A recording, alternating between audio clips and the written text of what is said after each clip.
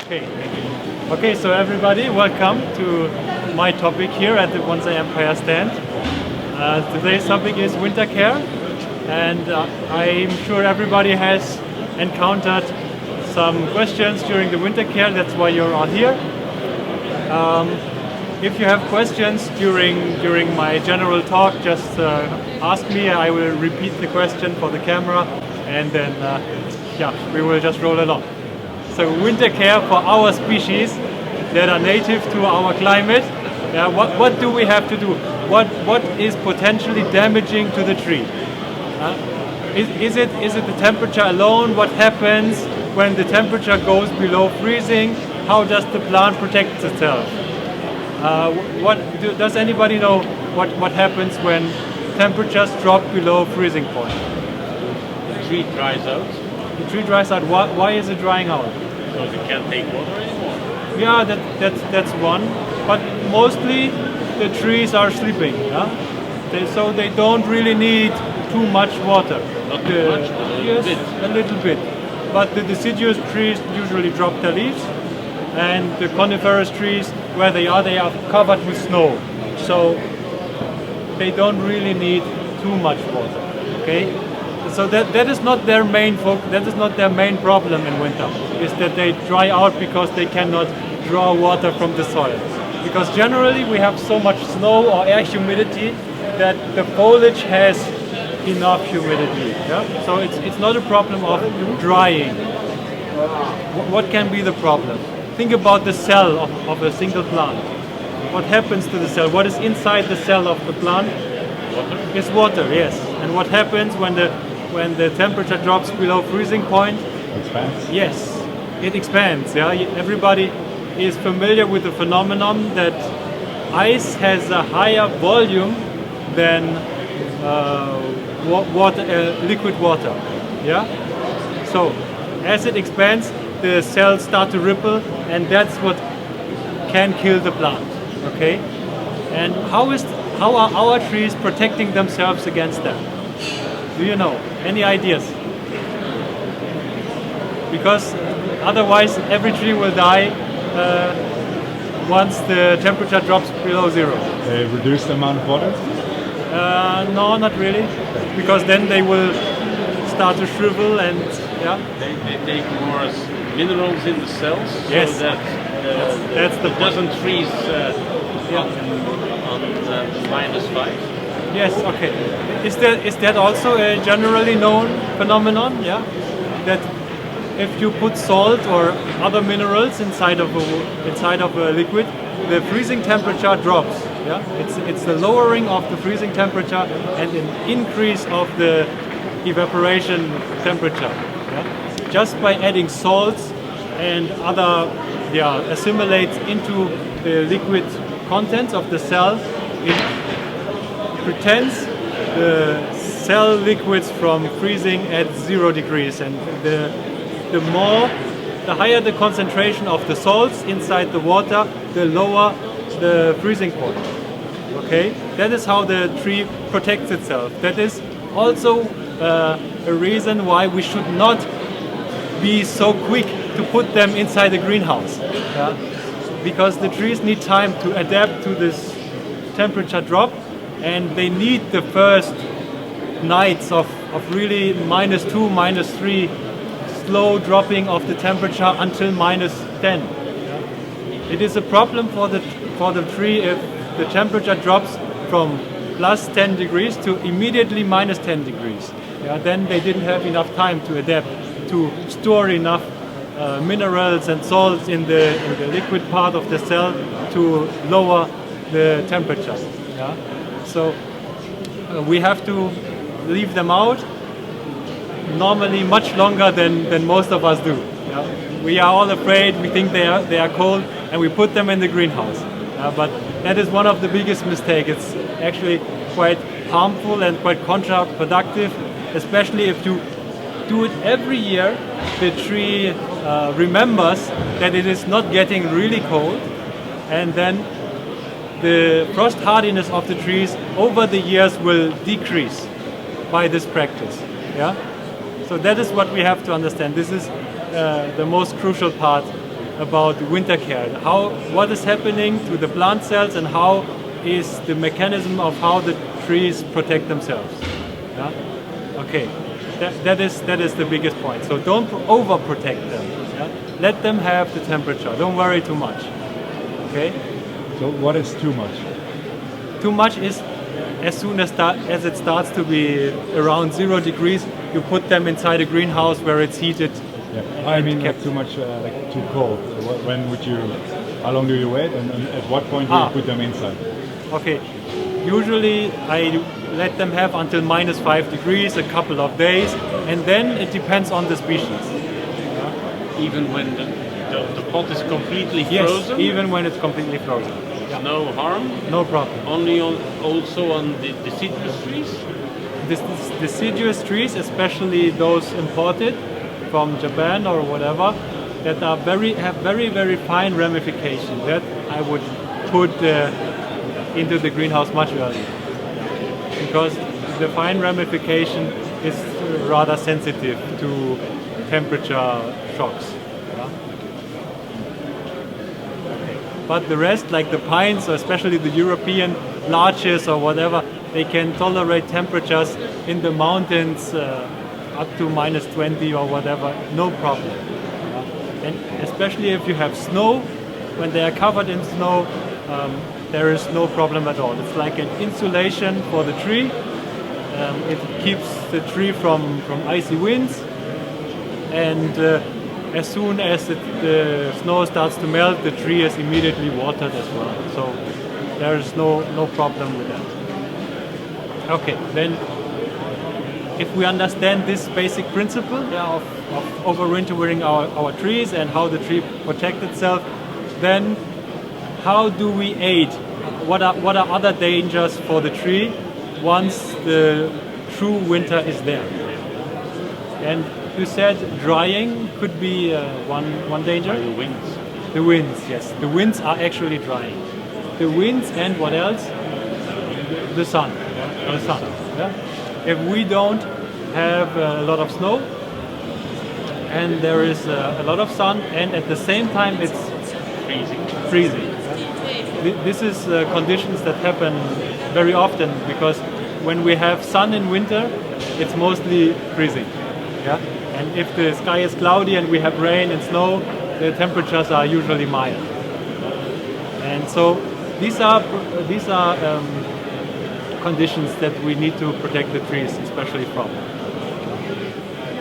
Okay, and how do we do these things, or what is happening when the sun is shining or the wind is blowing? The tree is like triggered to evaporate, yeah, by the sun and by the wind. But then comes your point that everything is frozen and it doesn't get water from the roots. This is only a secondary danger. The first danger is that the cells erupt by freezing. And how do we protect them from that?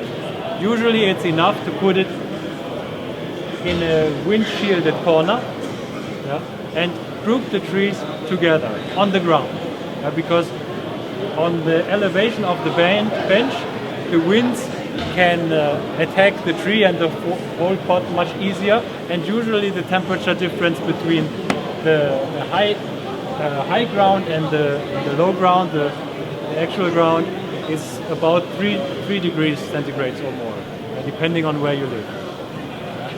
So that protects them, and when you group the trees together, make sure that you put the conifers outside and put the deciduous trees inside, so that the conifers that are used to these harsh conditions, strong winds and sun and whatever is dangerous for the trees, they can tolerate it much more and protect the deciduous trees even from that.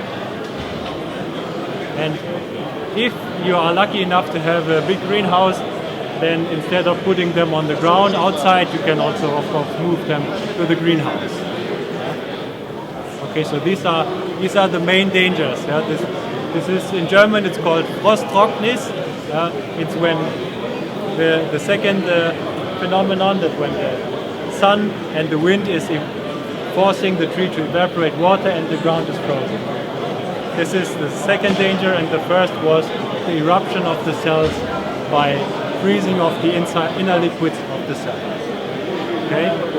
So if we understand that and we don't over pamper our trees, but let them acclimate to the temperatures by themselves, by the natural rhythm, and keep them in the cold year by year, they will be frost tolerant much more than if you keep them in the greenhouse all the time.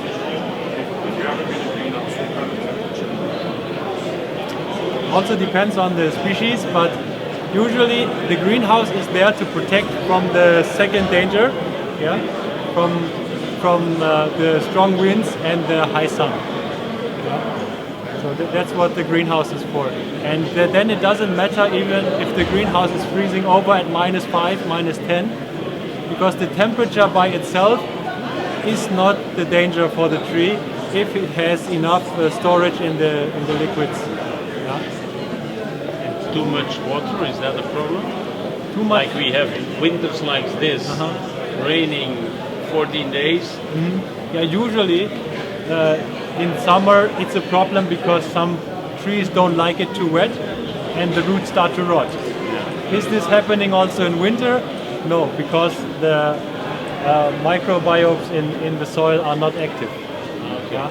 Yeah. So too much water is no Too problem. much water in general is no problem.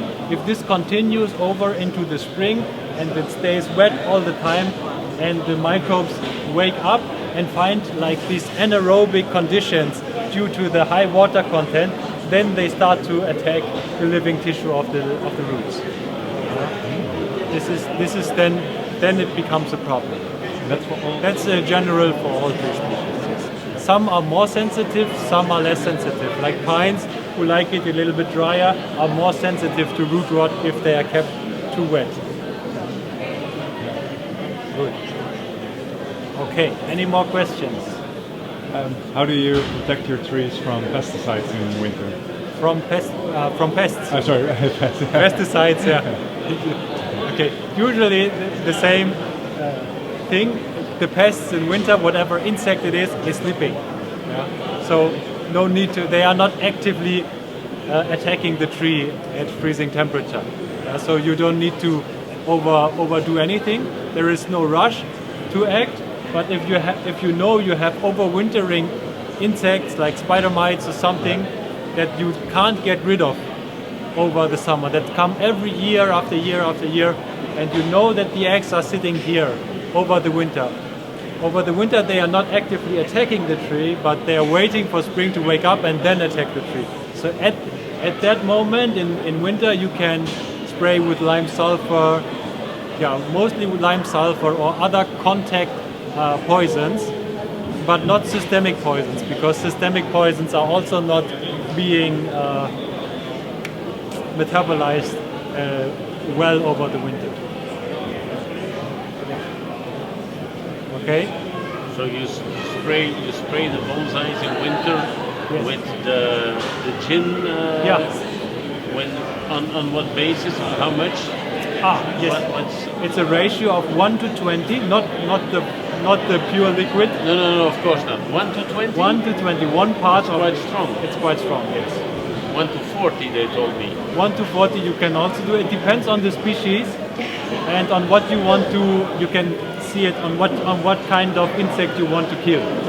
You can use a more mild or more low concentration or a more high concentration. In general, I go with 120, and then I know I killed everything there might be. Okay. And do you use a different melange on deciduous or on green trees? No. No, the same for deciduous trees as same, for sure. conifers. Yes. Yeah. Also 1 to 20. It's also 1 to 20. Because they don't have their leaves on anymore, and they take it And just as well. you covered the soil, of course. Yes, cover the soil with all the newspaper and then spray. That's great. Okay. In the beginning of the winter or the end of the winter? That doesn't matter anymore, That doesn't matter. because in the end the eggs sit there all winter. It doesn't matter when they are sprayed. It just matters that they are sprayed before spring comes and they hatch. They come out. Yeah. Okay, that's another method to protect your trees in winter. Yes. And of course, you don't need no fertilizer. That's the topic for tomorrow. It's very interesting, much more interesting than winter care. I invite you all to come tomorrow as well. Yeah. If you have any more questions on winter care, What about